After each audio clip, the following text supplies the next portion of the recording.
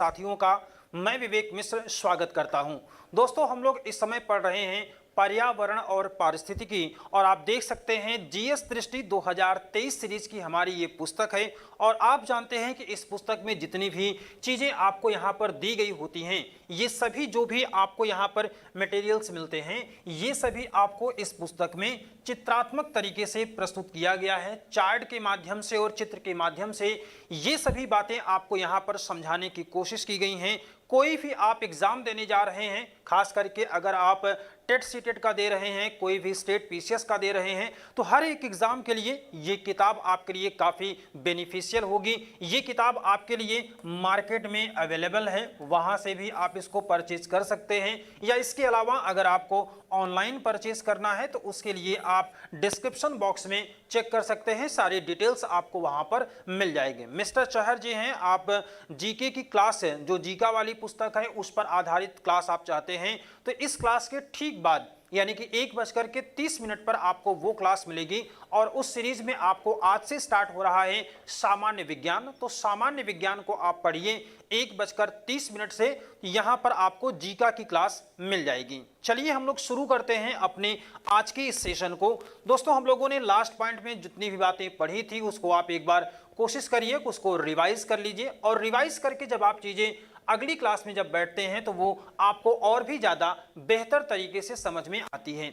चलिए, अब यहाँ पर हम लोगों को कुछ इफेक्ट देखना है और उस इफेक्ट में बात करते हैं, जैसे कोर प्रभाव यानी कि एज इफेक्ट क्या होता है, इसकी अवधारणा की दोस्त अगर बात कर लें तो यहाँ पर देखिए आपको दिया गया है कुछ प्रजातियों की संख्या या उनके जन घनत्व का अपने चारों ओर के जैविक समुदाय से अधिक होना ही क्या कहलाता है।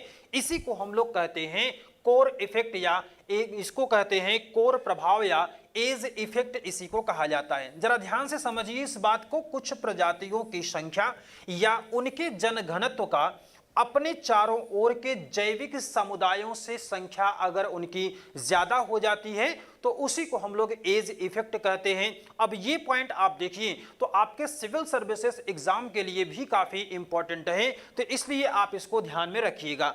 चलिए अगले पॉइंट की बात कर लें अगर, तो अगले पॉइंट में देखिए इसके कुछ एग्जाम्पल्स आपको दिए गए हैं। और एग्जाम्पल्स की अगर बात करेंगे तो जैसे नदी तट के किनारे घास का जो मैदान होता है, जहां पर्वत और घाटी आपस में मिलते हैं, ध्यान रखिएगा पर्वत और घाटी आपस में मिलते हैं। इसके बाद में जंगलों के अंतिम पॉइंट जो होते हैं वो, और जहां एस्चुअरी समुद्र से मिलती है, तो ये सारे एग्जाम्पल्स हैं आपके एज इफेक्ट से संबंधित। डेफिनेशन आप यहां पर समझ चुके हैं। चलिए अगले पॉइंट पर बात कर लेते हैं। यहां पर आप देखें तो एक फिगर के जरिए आपको ये सारी बातें बतलाई गई हैं। वन भूमि होता है, यहां पर खुला क्षेत्र है, एग्जाम्पल के रूप में सड़क, पगडंडी, उपयोगी क्षेत्र, ये सारे आपको यहां पर देखने को मिलते हैं। अब पर्यावरण से संबंधित अगर हम लोग कुछ करंट चीजों की बात कर लें तो करंट में आप जरा देखिए कुछ इंपॉर्टेंट पॉइंट आपको यहां पर मिलते रहेंगे। और उन पॉइंट की अगर आप बात करेंगे तो यहां पर आपको मिल जाएगा कि अगस्त 2022 में एशिया के सबसे बड़े संपीड़ित बायोगैस संयंत्र का यानी कि कंप्रेस्ड बायोगैस का अगर उद्घाटन की बात करेंगे तो ये कहां पर किया गया है, पंजाब में किया गया है। ध्यान रखिएगा एशिया के सबसे बड़े संपीड़ित बायोगैस संयंत्र का उद्घाटन पंजाब में किया गया। इसके बाद में देश के सबसे बड़े तैरते सौर ऊर्जा संयंत्र की स्थापना की बात करेंगे तो इसकी घोषणा अगस्त 2022 में खंडवा मध्य प्रदेश में होना है। और इसके बाद में देखिए तो भारत का पहला हिमालयी स्पाइस यानी कि मसाला गार्डन स्थापित किया गया है, कहां पर, तो ये हुआ है रानीखेत उत्तराखंड में। ये आपको यहां पर ध्यान में रखना है। चलिए अब इसके बाद में हम लोग एक पॉइंट यहां पर आप और देखिए तो यहां पर आपको मिल जाता है जैसे भालू के बारे में कुछ इंपॉर्टेंट चीजें। मोटा सफेद फर जो होता है वो भालू को गर्म करने के लिए आवश्यक होता है। इसके बाद छोटे कान जो होते हैं वो उष्ण क्षय को रोकने के लिए यानी कि जो गर्मी शरीर से निकलती है उसको रोकने के लिए। इसके बाद में फैट की मोटी परत ठंड अवरोधक के रूप में कार्य करता है। और इसके बाद में नुकीले दांत जो होते हैं वो शिकार को फाड़ने के लिए इसके जरूरी होते हैं। फिर इसी तरीके से आप देख लीजिए तो अगले पॉइंट में आपको देखिए ऊंट दिया गया है। अब यहां से आप कैमल के बारे में बात करेंगे तो नाक नथुनों बालों से ढके होते हैं। और यहां पर क्या होता है, यहां पर आप देखिए तो ऊंट के बारे में अगर हम लोग बात कर लें तो यहां पर आप एक एक पॉइंट को ध्यान में दीजिए। जैसे नथुने बालों से ढके और रेत को नाक में जाने से रोकने में ये सहायक होते हैं। इसके अलावा आप देखें तो घनी पलकें जो है वो आंखों में रेत को जाने से रोकती हैं। अब आपको यहाँ पर अलग अलग एग्जाम्पल के तौर पर यही सवाल पूछा जाता है। जैसे जो यहाँ पर नथुने दिए गए हैं, सवाल आपसे पूछा जा सकता है कि ऊंट में जो नथुने होते हैं वो किस वजह से पाए जाते हैं। इसके अलावा आप देखिए तो घनी पलकें आंखों में रेत को जाने से रोकने के लिए होता है। हालांकि ऐसे जो भी पॉइंट आपको मिलेंगे ये कॉमन सेंस की बात है और उसके आधार पर आप इसका आंसर बेहतर तरीके से लगा सकते हैं। बट यहां पर इन चीजों को आप ध्यान में रखिए। क्वेश्चन पूछे जाने के जो तरीके हैं यहां पर आप उसको समझते रहिए। अब यहां पर देखिए मोटे होंठ कांटेदार रेगिस्तानी पौधों को खाने में सहायक होते हैं। इसके अलावा रेत पर ऊंट के दबाव को कम करने के लिए गद्देदार पंजे आवश्यक होते हैं। चूंकि आप जानते हैं साइंस में आपने पढ़ा होगा कि जब क्षेत्रफल ज्यादा होता है तो दबाव थोड़ा सा कम हो जाता है। ये पॉइंट आपको यहां पर ध्यान में रखना है। अब इसके बाद देखिए शिकार को चीरने के लिए नुकीले दांत होते हैं। फैट होता है कुबड़ जिसे ऊंट ऊर्जा के लिए उपयोग कर सकता है। ये पॉइंट आपको कई बार पूछे गए हैं। यहीं पर क्या होता है वसा युक्त कुबड़ जिसे ऊर्जा के रूप में, और यहीं पर क्या होता है पानी का संचय भी करते हैं। ठंडे महासागरों में ठंड से बचाव के लिए फैट की एक मोटी परत होती है। इसके बाद में हम लोगों को कुछ पॉइंट जानना है व्हेल के बारे में। अब व्हेल के बारे में अगर आप देखें तो शिकार को चीरने के लिए नुकीले दांत, ठंडे महासागरों में ठंड से बचाव के लिए फैट की एक मोटी परत होती है। और इसके बाद में देखिए धारा रेखित आकार और शक्तिशाली पूंछ जो स्तनपायी को बहुत तीव्रता से तैरने में सहायक होता है। तो ये सारे जो पॉइंट्स आपको मिले हैं अलग अलग जो हम लोगों ने देखा है, जैसे व्हेल के बारे में, इसके बाद हम लोगों ने कैमल के बारे में देखा और यहाँ पर बियर के बारे में देखा है। अब इसके बाद देखिए तो यहाँ पर एक पॉइंट आपको और मिलता है जो एडाप्टेशन यानी कि अनुकूलन की क्षमता पाई जाती है हर एक जीव जंतुओं में, उसकी बात हम लोगों को करना है। यहाँ पर आप देखिए तो जो एडाप्टेशन की अवधारणा होती है पहले हम लोगों को उसकी चर्चा करनी है। इससे पहले हमारे जो दोस्त जुड़े हुए हैं अभिषेक त्रिपाठी जी हैं और विनय नाहर जी हैं, सभी लोगों को गुड आफ्टरनून और समसामयिक घटना चक्र के ऑफिशियल चैनल पर सभी दोस्तों का स्वागत है।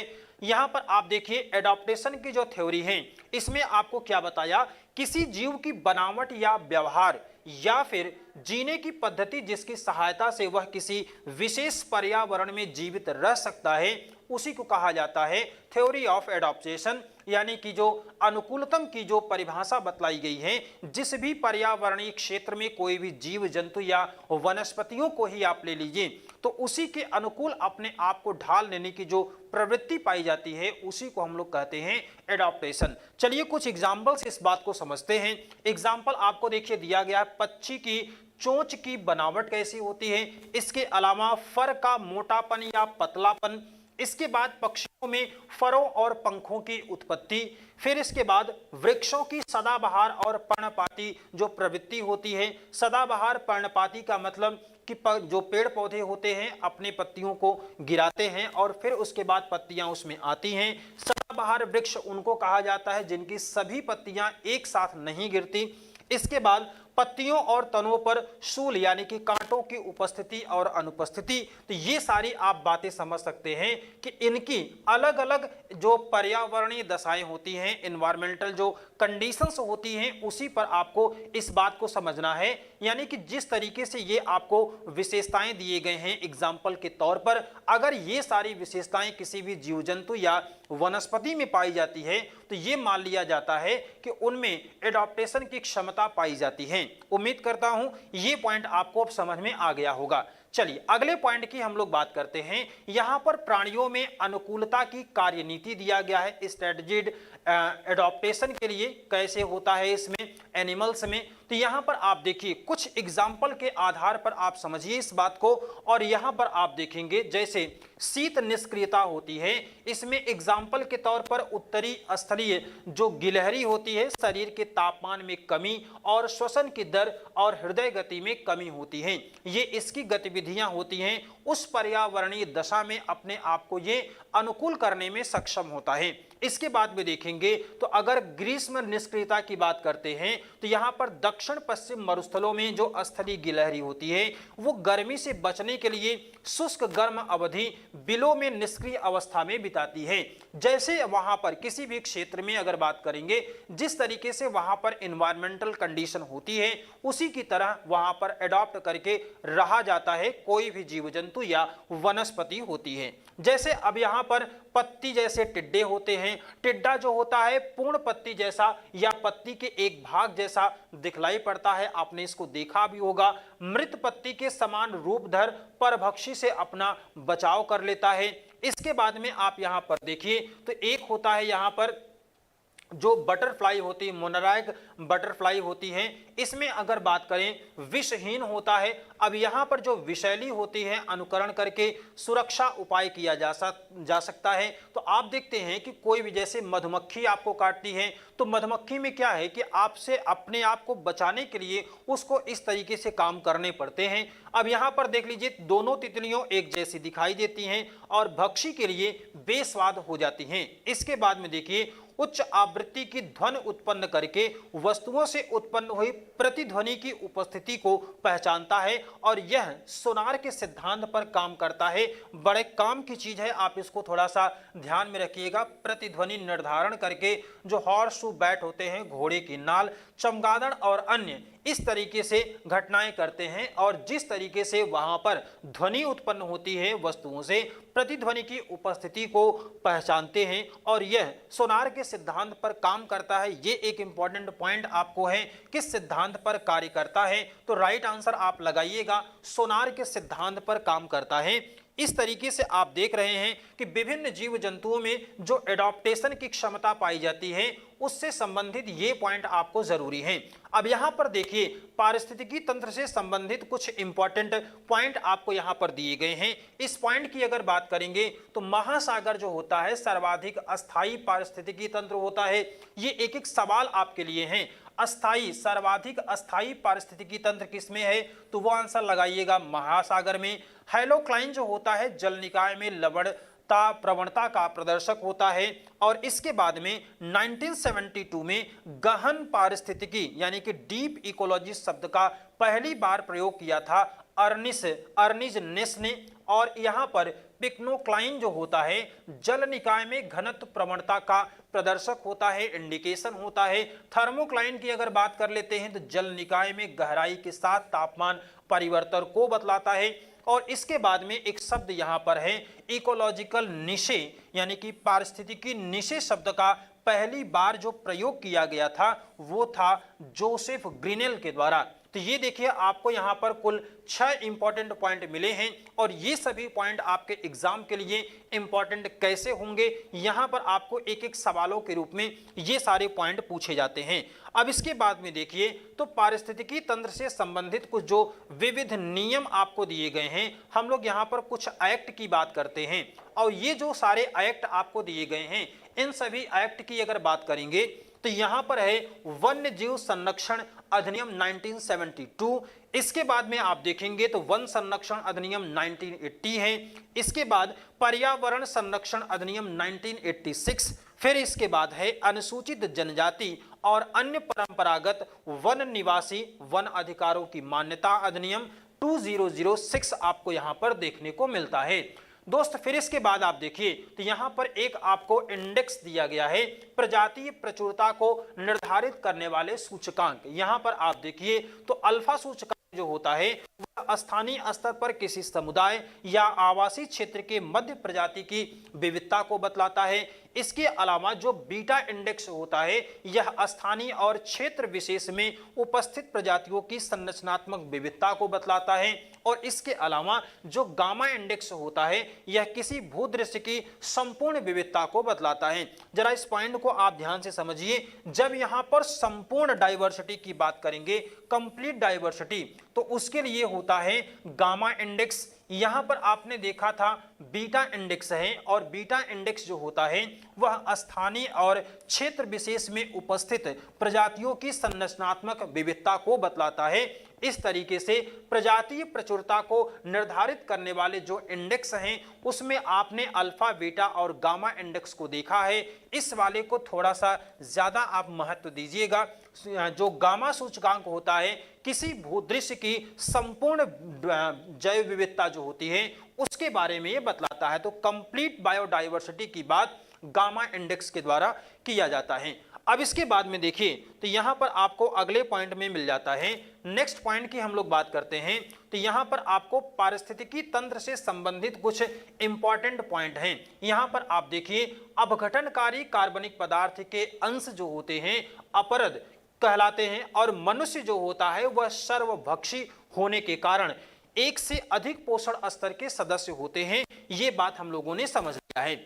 अब इसके बाद में आप देखिए बायोडाइवर्सिटी की बात करनी है, जैव विविधता की। अब जैव विविधता को सबसे पहले हम लोगों को यहां पर समझना है। जैव विविधता की यानी कि बायोडाइवर्सिटी की अगर हम लोग डेफिनेशन की बात कर रहे हैं तो इसमें अगर आप डेफिनेशन देखिए तो किसी निश्चित भौगोलिक क्षेत्र में पाई जाने वाली भिन्न भिन्न प्रजातियों के जंतुओं और पौधों की संख्या और उनकी विविधता को बतलाता है बायोडाइवर्सिटी। यानी कि अगर कोई एक ऐसा क्षेत्र हो जिसमें मौजूद जीव जंतु और वनस्पतियों की अलग अलग प्रजातियां हों तो उसी को हम लोग क्या कहते हैं, बायोडाइवर्सिटी कहते हैं। इसके साथ में आप देखिए तो यहां पर आपको है जैव विविधता शब्द का पहली बार प्रयोग, तो ये काफी इंपॉर्टेंट पॉइंट होता है, आपके हर एक एग्जाम में ये मिल जाता है। यहां से अगर हम लोग बात करें तो रेमंड एफ दासमैन द्वारा सबसे पहले अंग्रेजी शब्द जो बायोलॉजिकल डाइवर्सिटी के रूप में 1968 में इसका यूज किया गया। इसके बाद में इनकी पुस्तक का नाम है अ डिफरेंट काइंड ऑफ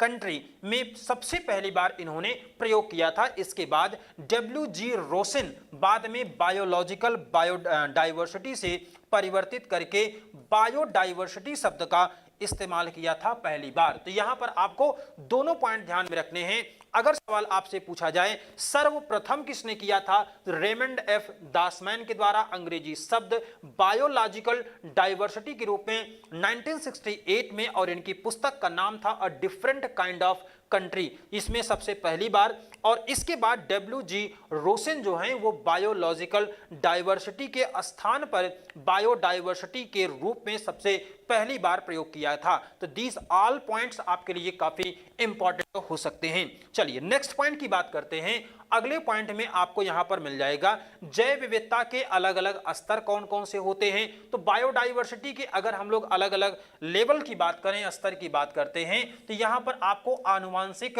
जैव विविधता होता है, इसके बाद प्रजातीय जैव विविधता, फिर इसके बाद परितंत्रीय जैव विविधता। यहां पर देखेंगे आनुवंशिक में तो पौधों, जानवरों और सूक्ष्मजीवों की प्रजातियों में निहित जीन्स की जो विविधता होती है उसी को हम लोग कहते हैं आनुवांशिक जैव विविधता। इसके बाद में देखेंगे प्रजाति विविधता की बात करें तो किसी क्षेत्र या सुनिश्चित परितंत्र में विभिन्न प्रजातियों के जंतुओं और पौधों की उपस्थिति को बतलाता है। और परितंत्रीय जैव विविधता जो है इसमें अलग अलग परितंत्रों में स्थित प्रजातियों में व्यापक विभिन्नता को बताता है परितंत्रीय जैव विविधता। तो ये पॉइंट आपके लिए काफी इंपॉर्टेंट है, यहां पर इसको आप ध्यान में रखिएगा। प्रजातीय एकरूपता की अगर बात करते हैं, एक पॉइंट आपको यहां पर और है, एक क्षेत्र में संपन्नता का निर्माण करने वाली विभिन्न प्रजातियों की सापेक्षिक प्रचुरता जो होती है उसकी माप को हम क्या कहते हैं, प्रजातीय एकरूपता कहा जाता है। इसके बाद देखिए तो यहां पर आपको जो पृथ्वी पर जैव विविधता के अलग अलग रूप पाए जाते हैं, अलग अलग क्षेत्र पाए जाते हैं, इसकी बात हम लोगों को करना है। यहां पर आप देखिए तो अत्यधिक जैव विविधता वाला जो क्षेत्र है वो कहां पर मिलता है, तो ज्यादा बायोडाइवर्सिटी रिच रीजन की अगर बात करते हैं अर्थ पर, तो वहां पर आपको मिलता है ट्रॉपिकल जो एरिया होता है, उष्णकटिबंधीय हिमवन होते हैं, प्रवाल भित्तियां होती हैं, आर्द्रभूमि और मैंग्रोव वन ऐसे क्षेत्र हैं जहां पर ज्यादा बायोडाइवर्सिटी आपको देखने को मिल जाती है। इसके बाद है अधिक जैव विविधता वाला क्षेत्र, यहां पर था अत्यधिक, यहां पर है अधिक, यानी कि उसके बाद वाला एरिया तो पश्चिमी यूरोप का क्षेत्र है, मानसूनी प्रदेश और घास के मैदान हैं, यहां पर होता है आपको अधिक। और इसके बाद कम की बात करें तो उपध्रुवीय और मरुस्थलीय क्षेत्र है। इसका मतलब क्या है, जरा इस बात को समझिए कि अगर कोई उपध्रुवीय है या मरुस्थलीय क्षेत्र है तो इसका मतलब है कि उस क्षेत्र में, उस एनवायरनमेंट में जितने भी रहने वाले जीव जंतु होंगे या प्रजातियां होंगी वनस्पतियों की, तो उनकी एक सीमित प्रजाति होगी। जैसे हम लोगों के यहाँ आप देखते हैं कि अलग अलग टाइप की प्रजातियां पाई जाती हैं, चाहे हम लोग मनुष्यों की बात कर लें, जीव जंतुओं की अलग अलग प्रजातियों की बात कर लें, या फिर पेड़ पौधों की बात कर लें। अब यहां पर आप देखिए जो सबसे कम जैव विविधता होती है उत्तरी और दक्षिणी ध्रुवों का हिमाच्छादित क्षेत्र होता है, वहां पर ज्यादातर एक ही टाइप के वनस्पतियां और एक ही टाइप के जीव जंतु पाए जाते हैं। तो ये आपको यहां पर इसका मतलब हो गया कम डाइवर्सिटी, बायोडाइवर्सिटी वहां पर है। और इसके बाद में अगर इस क्षेत्र की बात करेंगे तो यहां पर डाइवर्सिटी जो होती है वो सबसे ज्यादा होती है। तो ये सारी बातें आपको यहां पर समझनी। एक मोटा मोटा आप आइडिया ऐसे लगाइए कि जहां पर ज्यादा ठंडा है तो वहां पर जो जीव जंतु होंगे और वनस्पतियां, उनकी जो प्रजातियां हैं वो ज्यादा नहीं होंगी, कम से कम प्रजातियां होंगी, चाहे पेड़ पौधों की चाहे जीव जंतुओं की। अब इसके बाद में देखिए तो अगला पॉइंट जो आपको दिया गया है जैव विविधता सूचकांक, बायोडाइवर्सिटी इंडेक्स। यहां पर है सिम्पसन सूचकांक और एक है शेनन विनर सूचकांक। अब इसके आधार पर आप देखिए कि जो सिम्पसन सूचकांक होता है यह प्रजातियों की संपन्नता और उपस्थिति, प्रजातियों की प्रचुरता की समानता, एक रूपता दोनों को ध्यान में रखता है। इसके अलावा यह एक तंत्र विशेष में नियमितता अनियमितता का आकलन करता है और आपका शेनन विनर सूचकांक, ये आपके लिए काफी इंपॉर्टेंट होगा। अब इसके बाद में देखिए अंतरराष्ट्रीय जैव विविधता दिवस मोस्ट इंपॉर्टेंट पॉइंट है। यहां से आपको क्वेश्चंस जरूर मिलते हैं, चाहे वनडे एग्जाम आप कोई भी देने जा रहे हैं, हर एक एग्जाम के लिए काफी इंपॉर्टेंट होगा। यहां से नजर डालें तो 29 दिसंबर को विश्व के कई देशों के द्वारा इसको घोषित किया गया। इसके बाद में 22 मई को आप देखिए तो संयुक्त राष्ट्र संघ के द्वारा घोषित किया गया है। विशेष तथ्य आपको इसमें है कि 29 दिसंबर 1993 जैव विविधता अभिसमय प्रभावी हुआ था। तो ये आप यहां पर तीनों पॉइंट को ध्यान में रखिएगा, अलग अलग तरीके से आपको क्वेश्चन पूछा जा सकता है। नेक्स्ट पॉइंट की बात करते हैं तो यहां पर NCMB, इसका पूरा नाम होता है national centre for marine biodiversity, और इसकी जो स्थिति है जामनगर गुजरात में इसकी लोकेशन है। फिर इसके बाद में इसकी अगर हम लोग फीचर की बात करें तो सार्वजनिक और निजी क्षेत्र की भागीदारी यानी कि PPP से गठित होने वाला भारत का पहला अनुसंधान संस्थान है। उद्देश्य इसका है समुद्र तटीय क्षेत्र में स्थित जो जैव विविधता मौजूद है उसकी सुरक्षा करना, उसमें कमी न आने पाए। आप जानते हैं कि जो जैव विविधता होती है उसको प्रभावित करने वाले जो प्रमुख कारक हैं उसमें से होता है उनका प्राकृतिक आवास यानी कि हैबिटेट। अगर इसमें ज्यादा प्रभाव होता है, इनका ज्यादा नुकसान होता है, तो उसी के आधार पर आप बतलाते हैं कि जैव विविधता का ज्यादा ह्रास हो रहा है। अब इसके बाद में देखिए जैव विविधता की जो प्रवणता होती है किस तरीके से बढ़ती और घटती है। तो यहां पर आप देखेंगे जैव विविधता की जो प्रवणता है ग्रेडियंट ऑफ बायोडाइवर्सिटी, अगर आप देखें तो अक्षांशों में प्रायः उच्च अक्षांशों से निम्न अक्षांशों की ओर और पर्वतीय क्षेत्रों में ऊपर से नीचे की ओर जाने पर प्रजातियों की संख्या में अंतर आपको देखने को मिल जाता है। अब इसके बाद में देखिए तो यहां पर एक पॉइंट आपको और है, कुछ इंपॉर्टेंट फैक्ट आपको दिए गए हैं।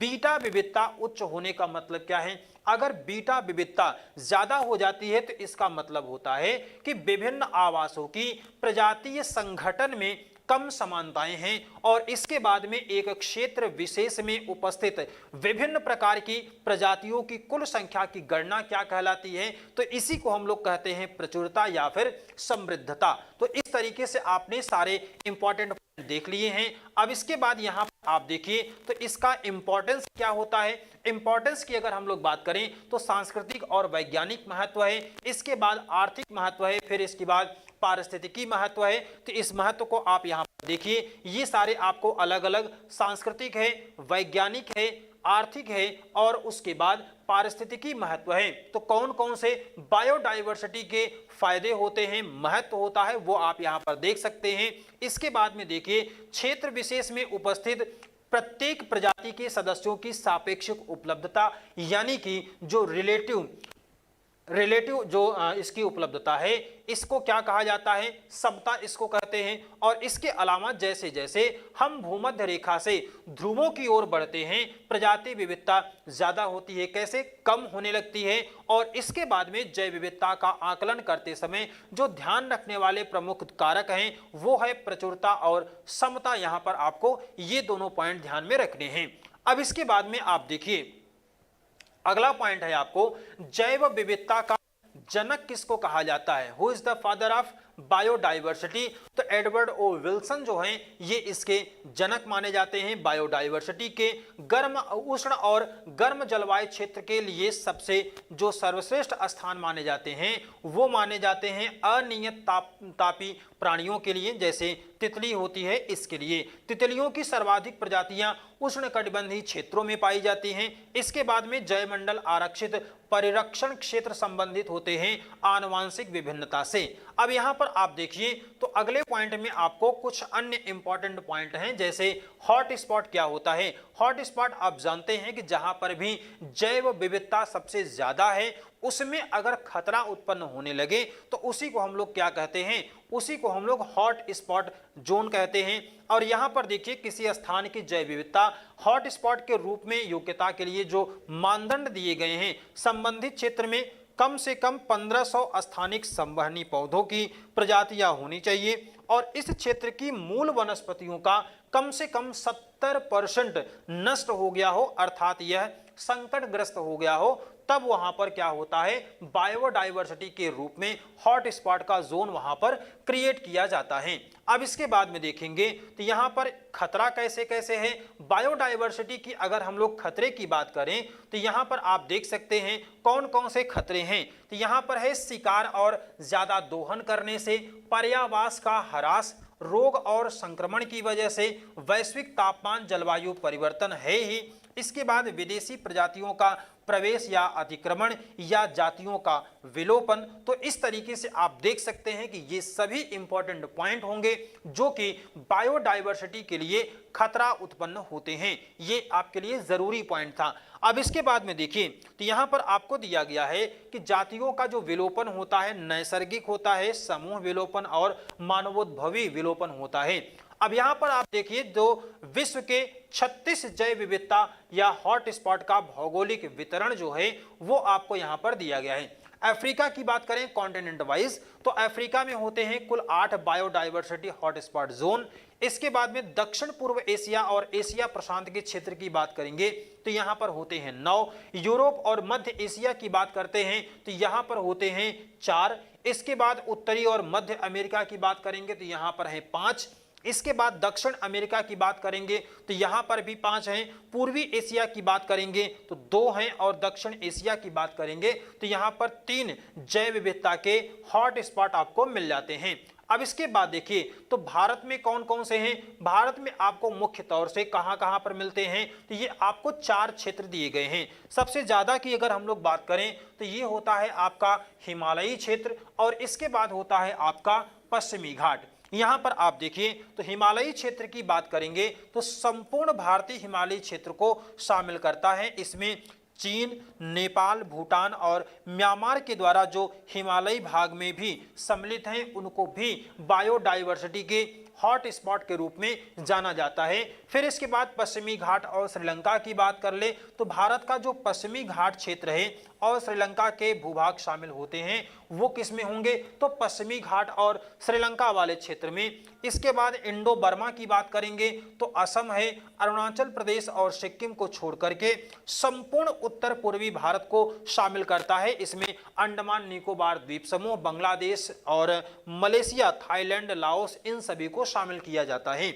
इसके बाद देखिए तो सुंडालैंड जो है वो भारत के निकोबार समूह के द्वीप समूहों के साथ ही Indonesia, Malaysia, Singapore, Brunei, Philippines, इन सभी को शामिल करते हैं जो कि सुंडालैंड में आता है। तो भारत के लिए मुख्य तौर पर आपको दो मिलते हैं, एक होता है हिमालयी क्षेत्र और दूसरा होता है पश्चिमी घाट का क्षेत्र।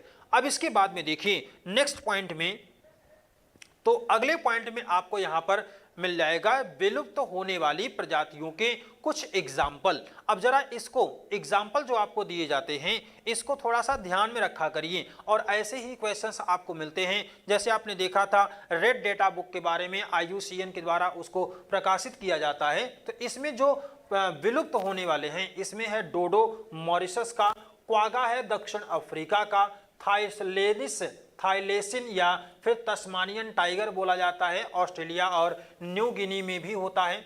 और इसके बाद में देखिए स्टेलर्स सी काऊ होता है रशिया में। बाघ की 3 उप प्रजातियां जैसे बाली, जावा और कैस्पियन बाघ हैं, ये सभी क्या होते हैं, ये सभी जो हैं ये विलुप्ति की कगार पर हैं। ये आपके लिए एक अच्छा पॉइंट यहां से मिल जाएगा और यही आपके एग्जाम्पल के तौर पर पूछे जाते हैं। विलुप्त होने वाली प्रजातियों के जो एग्जाम्पल्स हैं वो आपने यहां पर देख लिया। अब इसके बाद में देखिए तो भारतीय जैव विविधता की विलक्षणता के कौन कौन से मानक हैं, ये मानक आपको यहां पर ध्यान में रखना है। अब इसके बाद में आप देखिए तो अगले पॉइंट में आपको क्या दिया गया है, जैव विविधता के संदर्भ में भारत जो है, जैव विविधता के संदर्भ में भारत विश्व के 10 और एशिया के 4 शीर्ष देशों में आता है। इसके बाद में देखिए विश्व का मात्र 2.4% भूभाग होने के बावजूद भारत में वैश्विक प्रजातिगत विविधता का लगभग 7 से 8% भाग पाया जाता है।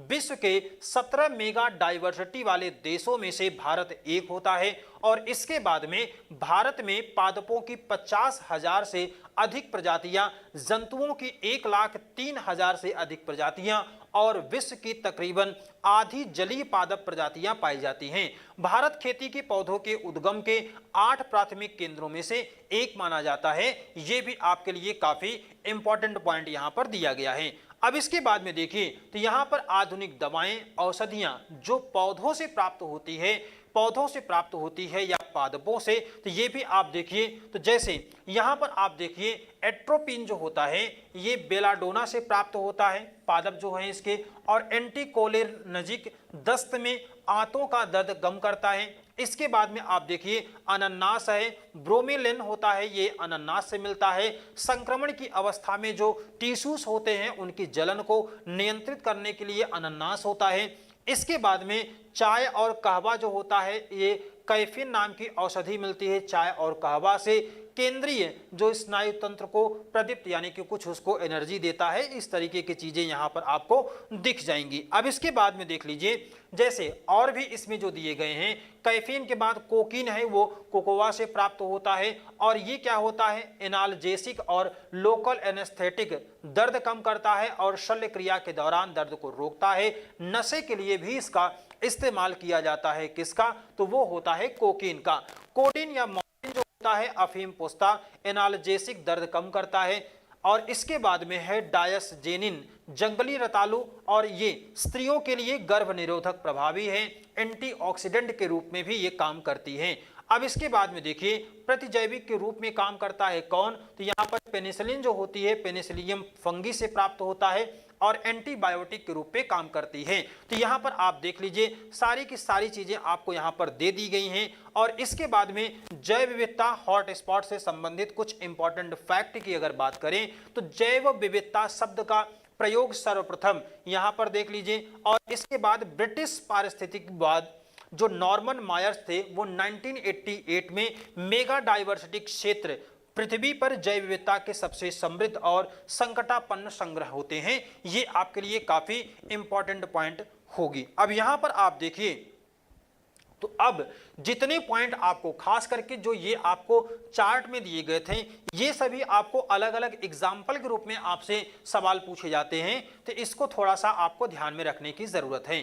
दोस्तों यहां पर अब आप देखिए कुछ यहां पर हैं, जैसे भंगुर अधिवास क्या होता है और एग्जाम्पल इसके क्या हैं, ये भी आपको यहां पर दिया गया है कि भंगुर अधिवास ऐसे अधिवास होते हैं जो प्रजातियों के लुप्त होने के लिए अधिक संवेदनशील माने जाते हैं, जैसे कोरल रीफ है, महासागर के द्वीप और पर्वतों के शिखर इत्यादि हैं। इसके बाद में जैव विविधता का संरक्षण क्या होता है, ये अब आप समझ गए होंगे कि जहां पर जैव विविधता है, हॉट स्पॉट का जोन होता है, वो क्या है कि उसको संरक्षित करने की बात है। तो यहां पर प्राकृतिक संसाधनों का योजनाबद्ध प्रबंधन करना ताकि प्राकृतिक संतुलन और जैव विविधता को बनाए रखा जा सके। अब यहां पर आपको बतलाना है जैव विविधता संरक्षण को सुनिश्चित करने के लिए जैव विविधता संबंधी अभिसमय जो होता है, कन्वेंशन ऑन बायोडाइवर्सिटी यानी कि CBD, ये 1992 में रियो डी जेनेरियो ब्राजील में आयोजित पृथ्वी शिखर सम्मेलन में समझौता किया गया था। अब इसके बाद में देखिए तो अगले पॉइंट में आपको मिल जाएगा, नेक्स्ट पॉइंट में हम लोग देख लेते हैं जैव विविधता संरक्षण के जो प्रकार होते हैं। जैव विविधता संरक्षण किसके लिए महत्वपूर्ण होता है, तो ये इंपॉर्टेंट होता है किसके लिए, तो ये इंपॉर्टेंट होता है किसके लिए, तो यहां पर आप देखिए तो प्रजातिगत आनुवंशिक विविधता को नष्ट करने से रोकने के लिए, इसके अलावा प्रजातियों को विलुप्त होने से बचाने के लिए या परितंत्र को नष्ट और अवक्रमित होने से बचाने के लिए। संरक्षण के प्रकार की अगर बात करें तो स्वस्थानीय होते हैं यानी कि इन सीटू, और दूसरा होता है एक्स सीटू कंजर्वेशन। अब यहां पर देखेंगे यह एक संकटापन्न पौधे या जंतु प्रजाति को उसके प्राकृतिक आवास में सुरक्षा देने की प्रक्रिया होती है, इसको हम लोग इन सीटू कहते हैं, यानी कि जो उसका प्राकृतिक क्षेत्र है वहीं पर उसको सुरक्षा दें। पादपों और प्राणी प्रजातियों का उनके पर्यावास या अधिवास के बाहर संरक्षित करना, तब उसको हम लोग एक्स सीटू कंजर्वेशन कहते हैं। तो इन सीटू और एक्स सीटू ये दोनों को आप ध्यान में रखिए। अब इसके बाद देखिए विधियां कौन कौन सी होती हैं। जो इन सीटू होता है उसमें राष्ट्रीय उद्यान होते हैं, राष्ट्रीय जीव अभ्यारण्य होते हैं, जैव मंडल सागर या बायोस्फीयर रिजर्व होते हैं। फिर आपने पवित्र उपवन और झीलें देखी हैं, समुदाय और संरक्षण आगार देखे हैं। और इसमें जो एक्स सीटू होता है उसमें किस तरीके से कंजर्व करते हैं, तो बीज बैंक बनाकर जीन बैंक, वन्य जीव सफारी होते हैं पार्क। इसके बाद निम्न तापीय संरक्षण क्रायो प्रिजर्वेशन होता है, वनस्पति उद्यान एक्वेरियम होता है, चिड़ियाघर और जंतु उद्यान होते हैं। तो ये सारे तरीके होते हैं जहां पर दो इसके तरीके हैं, इन सीटू एक्स सीटू, और इसमें किस तरीके से आप जीव जंतुओं या पादपों को संरक्षण प्रदान कर सकते हैं, ये तरीके दोस्तों आपको यहां पर दिया गया है। अब इसके बाद में देख लीजिए नेक्स्ट पॉइंट में जैव मंडल आगार क्षेत्र क्या होते हैं, बायोस्फीयर रिजर्व क्या होते हैं, यहाँ की क्या कंडीशन होती है, ये बात आपको यहाँ पर ध्यान में रखना है। यहाँ पर देखिए इसके उद्देश्य क्या होते हैं, तो परितंत्रों और इनके आनुवंशिक पदार्थों का संरक्षण करना, यूनेस्को के मानव और जैव मंडल कार्यक्रम यानी कि MAB का जो कार्यक्रम है इसके अंतर्गत अंतरराष्ट्रीय स्तर पर चिन्हित किया जाता है। जैव भौगोलिक क्षेत्रों के आदर्श एग्जाम्पल और प्राकृतिक और सांस्कृतिक भूदृश्य के प्रतिनिधि क्षेत्र होते हैं। अब यहाँ पर एक पॉइंट आपको और भी दिया गया है कुछ इंपॉर्टेंट, जैसे एग्जाम्पल के तौर पर आप देखिए तो यहाँ पर है यूनेस्को के द्वारा 1971 में मानव और जैवमंडल कार्यक्रम के अंतर्गत जैव मंडल आरक्षित करने का कार्यक्रम स्टार्ट किया गया। जैवमंडल आरक्षण कार्यक्रम केवल किसके लिए होता है, प्रजातियों और अधिवास के विपरीत प्रतिनिधि पारिस्थितिकी तंत्रों को संरक्षित करने पर आधारित होता है। तो ये पॉइंट आपके लिए यहाँ पर जरूरी हो जाता है। कब से इसकी शुरुआत की गई है MAB प्रोग्राम की, तो 1971 यूनेस्को के द्वारा किया गया। अब यहाँ पर आप देखिए एक स्थलीय जैव मंडल आगार की अगर संरचना की बात करें तो इसमें जो एरिया पूरा होता है, यहाँ पर ध्यान दीजिए, अगर यहाँ पर हम लोग पूरे एरिया की बात करते हैं तो यहाँ पर आप देखेंगे तो आपको तरीका क्या क्या मिल जाएगा। जैसे ये अंदर वाला जो पूरा एरिया है यहाँ पर सक्षम प्राधिकारियों के द्वारा निगरानी की जाती है, वो जो सबसे अंदर वाला एरिया होता है। अब इसके बाद में देखें तो यही वाला जो आपको यहाँ पर ब्लू जो आपको यहाँ पर पिंक कलर से दिया गया है, ये क्या होता है? यही होता है इसका कोर क्षेत्र। और इसी कोर क्षेत्र में जो अधिकारी इसके होते हैं वहां पर मौजूद होते हैं। और इसके बाद में आप देखिए तो जो अगला वाला घेरा होता है इसको हम लोग कहते हैं बफर जोन। बफर जोन सबसे अंदर वाला होता है, उसको हम लोग कोर एरिया कहते हैं। इसके बाद में होता है बफर जोन, और इसके बाद में जो बाहर वाला एरिया होता है यहाँ पर ये शोध के लिए होता है, संक्रमण क्षेत्र होता है, शिक्षा और प्रशिक्षण के लिए होता है, पर्यटन के लिए होता है, मानव बस्तियां होती हैं। ये सारी चीजें, ये सारी गतिविधियां आप इस क्षेत्र में कर सकते हैं। लेकिन जो कोर जोन होता है जहां पर सबसे ज्यादा सक्षम प्राधिकारियों के द्वारा निगरानी और इसी कोर क्षेत्र में उनको रिजर्व किया जाता है। इसके बाद वाला जो क्षेत्र होता है वो बफर जोन होता है, और इसके बाहर वाला जो क्षेत्र होता है वहां पर शोध कार्य किए जा सकते हैं, लोग रह सकते हैं। ये सारे काम आपको यहाँ पर अलग अलग जो चीजें हैं वो फिगर के माध्यम से आपको यहाँ पर समझा दी गई हैं। अब इसके बाद में देखिए कौन कौन से क्षेत्र होते हैं, तो संरक्षण, विकास और वैज्ञानिक अनुसंधान, निगरानी और शिक्षा, ये सारे काम किए जा सकते हैं। अब यहाँ पर आप देखिए तो क्रायो प्रिजर्वेशन की अगर बात करते हैं तो विशेष रूप से जो कायिक संवर्धित फसलों के संरक्षण के लिए लाभदायक है। इसके अंतर्गत पदार्थ को द्रव नाइट्रोजन के प्रयोग द्वारा अत्यंत निम्न तापमान कितना होता है, तो 196 डिग्री सेल्सियस पर रखा जाता है। इसके बाद में आप देखिए तो यहाँ पर क्या होता है -196 डिग्री सेल्सियस, और इसके जो उपयोग होते हैं वो होता है विभज्योतक, युग्मनजीय, और इसके बाद में आपको कायिक भ्रूण है, परागण है, प्रोटोप्लास्टर कोशिकाएं हैं, पादप प्रजातियों के निलंबन और संवहन आदि के लिए होता है। तो ये आपको यहाँ पर ध्यान रखिएगा। अब इसके बाद देखिए कुछ जो कोरल रीफ है इससे संबंधित कुछ इंपॉर्टेंट पॉइंट आपको मिलते हैं। तो इसका जो निर्माण होता है ना वो होता है 30 डिग्री उत्तरी से लेकर के 30 डिग्री दक्षिणी अक्षांशों के बीच में इसका निर्माण होता है। कहां पर? छिछले समुद्री परितंत्र में होता है। प्रवाल जो होता है एक प्रकार का जंतु है जो जुजैंथले एक कोशी शैवाल के साथ सहजीविता में रहता है। प्रवाल भित्तियों का निर्माण सागरी जीव मूंगा या कोरल पॉलिप के अस्थिपंजरों के द्वारा होता है। फिर यहाँ पर देखिए तो आवश्यक तापमान कितना होता है, तो आमतौर पर 25 डिग्री सेल्सियस से लेकर के 29 डिग्री सेल्सियस के तक होना चाहिए IUCN के अनुसार। लवणता कितनी होनी चाहिए, तो 32 ppt से 42 ppt के बीच में। और प्रवाल जो होते हैं मुलायम और कठोर दोनों प्रकार के होते हैं। कुछ विद्वानों के अनुसार जो उष्णकटिबंधीय वर्षा वन क्षेत्र होते हैं यहाँ पर भी जाति विविधता आपको मिल जाती है। समुद्र के वर्षा वन वाले क्षेत्र में भी आपको देखने को मिल जाते हैं। अब प्रवाल भित्तियों के अगर हम लोग प्रकार की बात करें तो कहाँ कहाँ पर इनका निर्माण होता है, ये सारे पॉइंट आपको यहाँ पर ध्यान में रखने हैं। जैसे तटीय प्रवाल भित्ति होती है, इसके अलावा अवरोधक प्रवाल भित्ति होती है, फिर इसके अलावा वलयाकार प्रवाल भित्ति होती है। अब इसमें आप एग्जाम्पल के तौर पर देखेंगे तो जो तटीय प्रवाल भित्ति होती हैं मलेशिया, अंडमान, निकोबार द्वीप समूह मिलती हैं। अवरोधक यानी कि बैरियर रीफ जो होती हैं वो आपको कहाँ पर मिलती हैं, तो ग्रेट बैरियर रीफ ऑस्ट्रेलिया में, फ्लोरिडा कोरल रीफ अमेरिका में। इसके बाद में जो वलयाकार होती हैं फुनाफुटी एटॉल होता है। इसके अलावा फिजी एटॉल प्रशांत महासागर में है, और लक्षद्वीप जो होता है ये भारत में मौजूद है अरब सागर में।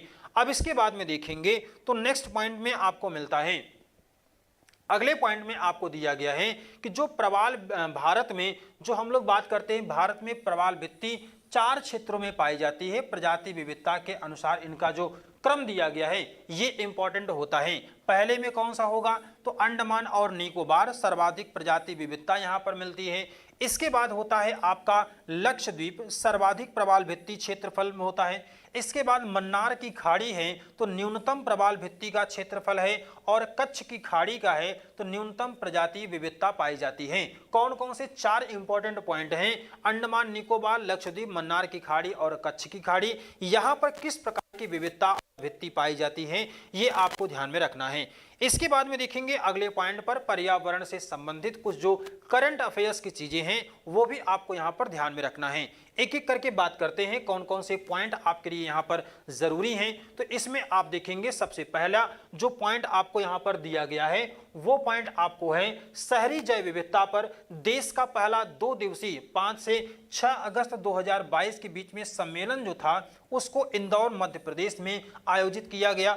इसके बाद भारत में गूगल की पर्यावरण अंतर्दृष्टि data environment in site explorer EISE प्राप्त करने वाली पहली स्मार्ट सिटी कौन है? तो ये है औरंगाबाद स्मार्ट सिटी महाराष्ट्र में। और इसके बाद में आप देखिए तो अगले पॉइंट में आपको है कि अगस्त 2022 में दिल्ली स्थित एक झील को राष्ट्रीय महत्व का स्मारक घोषित किया। उसका नाम क्या है? अनंगताल झील। और इसके बाद में 5 जून 2022 को प्रधानमंत्री नरेंद्र मोदी ने एक वैश्विक पहल को प्रारंभ किया था, उसको हम लोग क्या कहते हैं? पर्यावरण के लिए जीवन शैली आंदोलन, life style for the environment, यानी कि LIFE इसको कहा जाता है। इसके बाद में मार्च 2022 में एक घटना घटी थी। मार्च 2022 से मिट्टी बचाओ आंदोलन, मिट्टी बचाओ आंदोलन इसका मतलब होता है सेव सॉइल, सेव सॉइल होगा। और इसमें आपको ये बताना गया है कि मार्च 2022 से इसकी शुरुआत की गई थी। किसने किया था? तो ये है ईसा फाउंडेशन के द्वारा जग्गी वासुदेव सदगुरु के नेतृत्व में। द्विवार्षिक पर्यावरण प्रदर्शन सूचकांक 2022 में भारत की रैंक कितनी है? तो 180वीं रैंक है, 180th रैंक यहाँ पर है। अच्छा, प्रवाल विरंजन क्या होता है इसके बारे में हम लोग चर्चा करेंगे, लेकिन कुछ करंट अफेयर्स वाला पॉइंट आपको और भी यहाँ पर है। जैसे जिंग किंग जेरी या लिविंग रूट ब्रिज कहाँ पर होता है? ये मेघालय में है। बेदती बरदा नदी जोड़ो परियोजना किससे संबंधित है? तो ये आपके कर्नाटक से संबंधित है। इसके बाद में नवीकरणीय वैश्विक स्थिति रिपोर्ट साल 2022 जो है वो जून 2022 में जारी किया गया था। उसके अनुसार अक्षय ऊर्जा प्रतिष्ठानों के संदर्भ में भारत की जो रैंक ही वो है 4। और इसके बाद में राष्ट्रीय उद्यान के अंतर्गत सामुदायिक वन संसाधन अधिकारों को मान्यता देने वाला ओडिशा के बाद देश का दूसरा राज्य कौन बना है? तो वो है आपका छत्तीसगढ़। ब्लू ड्यूक को राज्य बटरफ्लाई तितली घोषित किया गया है। कब किया, किसने किया है? तो ये किया है सिक्किम में। और इसके बाद में 1 जुलाई 2022 को भारत की सबसे बड़ी जो तैरती सौर ऊर्जा परियोजना चालू की गई वो कहाँ की गई है? रामगुंडम तेलंगाना में। भारत का पहला कार्बन न्यूट्रल पंचायत घोषित किया गया है। किसको? तो वो है पल्ली ग्राम पंचायत, सांबा जिला, जम्मू कश्मीर। 20 अप्रैल 2022 को ऑयल इंडिया लिमिटेड ने भारत का पहला शुद्ध ग्रीन हाइड्रोजन पायलट प्लांट शुरू किया है। ये कौन सा है? कहां पर? तो जोरहाट असम में किया है। और इसके बाद विश्व के सबसे ज्यादा प्रवाल कहां पर पाए जाते हैं? तो ये हिंद महासागर क्षेत्र या इंडो पैसिफिक जोन में पाए जाते हैं। अब यहां पर आप देखिए तो हम लोगों को थोड़ा सा प्रवाल विरंजन से संबंधित बात करनी है, यानी कि कोरल ब्लीचिंग क्या होता है। कोरल ब्लीचिंग को आप जानते हैं कि कोरल ब्लीचिंग का मतलब है प्रवाल पर निर्भर रहने वाले रंगीन जो जूजैंथले शैवाल होते हैं, ये पर्यावरणीय घटकों के नकारात्मक प्रभाव के कारण प्रवाल के ऊपर से हट जाते हैं, तो प्रवाल अपने वास्तविक रंग यानी कि सफेद कलर का दिखने लगता है। इसी को हम लोग क्या कहते हैं? कोरल ब्लीचिंग कहते हैं। अब इसके यहाँ पर हम लोगों को कारणों के बारे में जानना है। इसकी वजह क्या होती है? तो वजह इसका होता है प्रवाल विरंजन के कारण है तो भूमंडलीय तापन, इसके बाद है कोरल खनन, इसके बाद विवर्तनिक उत्थान है, भारी वर्षा और बाढ़, मछली पकड़ने की अवैज्ञानिक पद्धति, एल निनो और अवसादों में वृद्धि।